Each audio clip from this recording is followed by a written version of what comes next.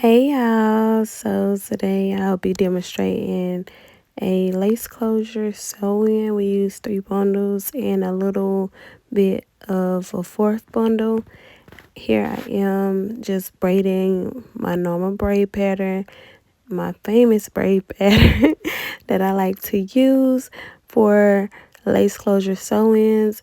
And also I'll be using the net hair sheet yet again, my favorite go-to, J hook needles, and my cotton thread. If you're new to my channel, this is how I braid. This is how I've been braiding my entire life. Do not judge me, okay? Light on the braids.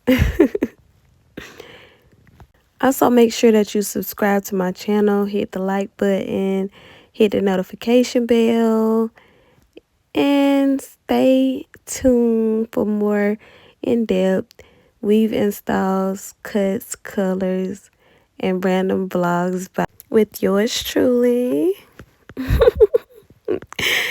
Y'all know I like to talk. Well, I love to talk about the hair industry. It's a big part of my life, has been for years now.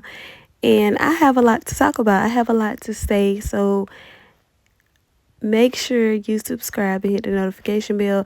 And let me know how you feel about this tutorial and my content that I've been posting lately. I said I was going to get back into the swing of things. So here I am, just dropping tutorials left and right. Your feedback is very important to me, so make sure y'all tune in and let me know how you feel about the content, the presentation. What can I do different? Maybe I can do something better. Let me know if it's working for you. This is the net sheet,